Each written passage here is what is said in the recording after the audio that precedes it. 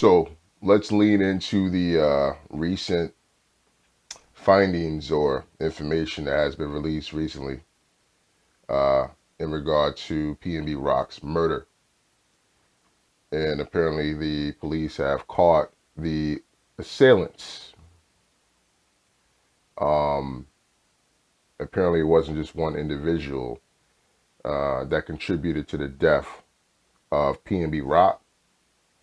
And I shared my sentiments in my last video, how I feel very disgusted by it. And I also want to say this before I give you guys my spill. It's not the demographic of a community that makes it a ghetto, that makes it a slum. It's the standards that that community have for the people that live within it that makes it a slum, that makes it a ghetto. And it is what it is in predominantly black communities. High rate of violence, crime, debauchery, things of that nature. And that's just what it is. That's the culture that we promote here. And accountability, again, is something that's I'm going to echo throughout this video, because somebody's going to have to be accountable for PnB Rock's death. But again, this is way too common for these type of incidents to occur in our community, but yet they still continue over and over and over again. Well, the man that put his son, allegedly, up to the motive to murder PnB Rock, his name is Freddie Lee Trone. He's 40 years old, and he was arrested in Las Vegas. And again, his 17-year-old son, who name is not mentioned due to the fact that he's a minor, he's allegedly the shooter. He's the one that, from what witnesses say, went into the restaurant and executed PnB Rock in front of his fiance. And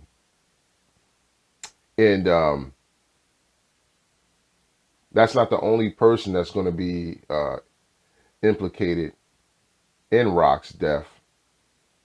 Mr. Trone's wife, Shauntel Trone, who's 32 years old, she was also arrested in Gardena, California.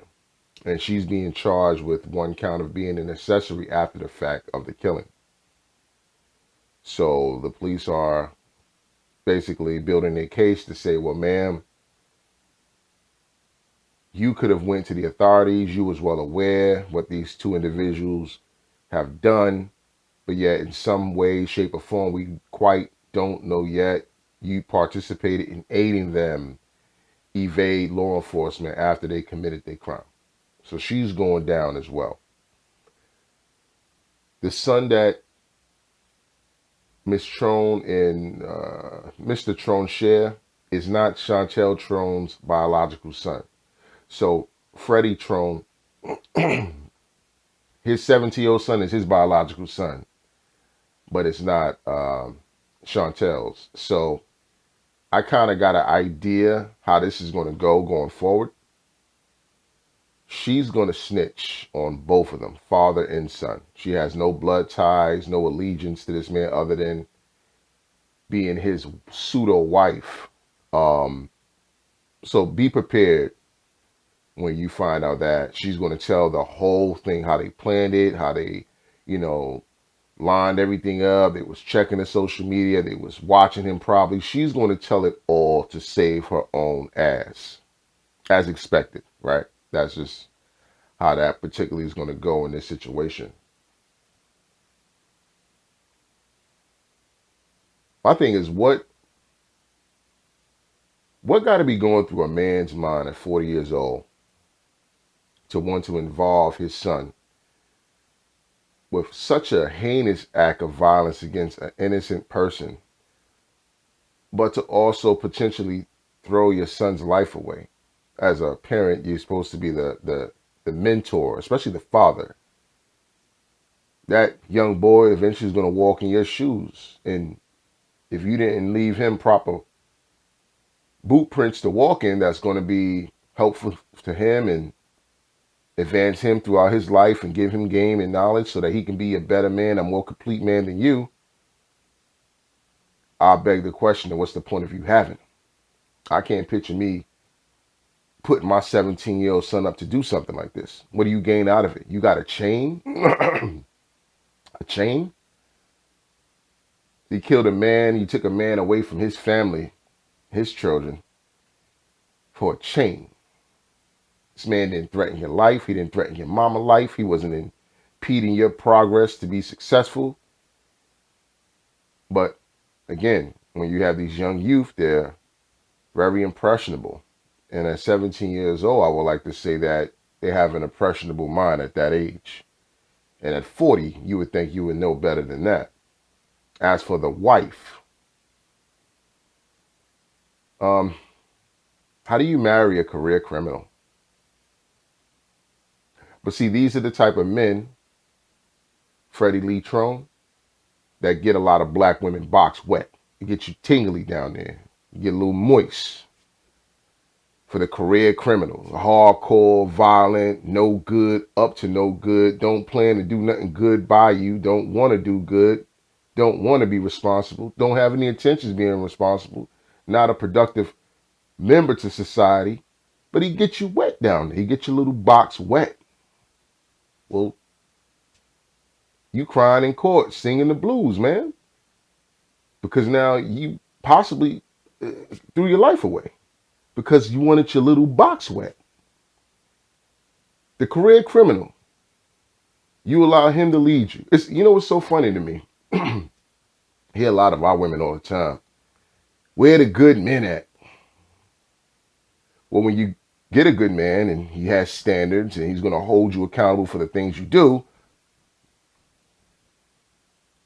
call him misogynistic, controlling, he wants to tell me what to do, you want to live your best life. See, a lot of our women don't want to come under proper leadership of a man. But a fuck boy, get their little box wet, they'll follow you off a fucking cliff. And as you see, she followed this man off a cliff. You 32 years old, he's 40, and he has a 17-year-old son. What do y'all got incompatibility here? He's a career criminal. Career criminal.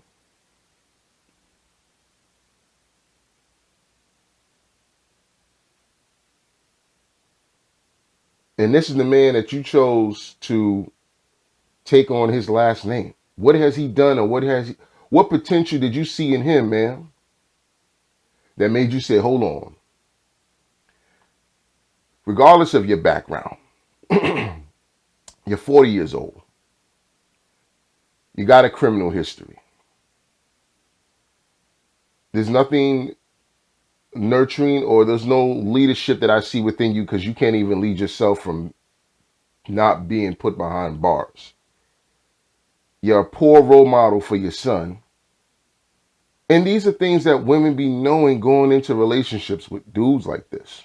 They know this outright. But again, you get that little box wet down there, it don't matter. All logic and reason goes out the window. You digmatize them, yo, you can be you can be Pablo Escobar, you can be hell, Osama bin Laden. You get that box wet, you digmatize them, it's a wrap. And I just don't want to see you belly aching in court. That's all I'm saying. I don't want to see you crying in court, because instead of doing the right thing, what you could have did was went to the authorities. Hey, my husband and my stepson, they just committed a horrible act. They more likely than not killed PnB Rock, because I'm sure you knew who PnB Rock was. I'm sure you knew that they killed him. And look, you could have said, look, I don't want to implement myself in this situation because I didn't have nothing to do with it, because I'm a good person. I'm a good woman. And what they did to that man was wrong. But see, in our community, in the black community, there's no snitching.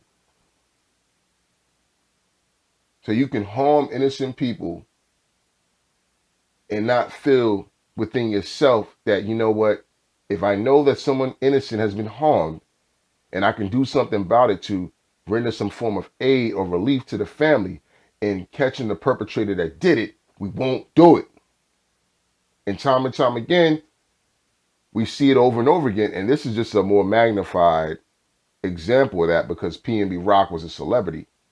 But how many countless times you see people with no names, no celebrity background, get murdered and people around the community know who did it, but they don't say nothing.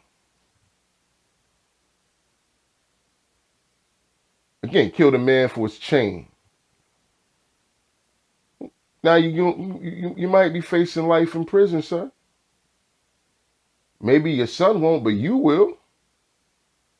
At 40, they're going to at least give you 30 years. You might as well say that's life. And ma'am, you just threw any kind of credibility in life that you think you're going to have left because you aided these two individuals.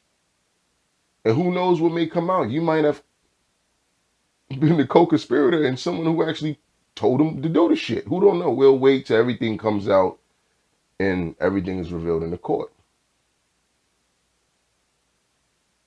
What's crazy to me is that Rock talked about how it's times where he feel like he was being a target or he was being tested. And my thing is, look, some game and some advice. You make any kind of substantial money like these celebrities get the opportunity to make. Don't go back to the hood. It's nothing there.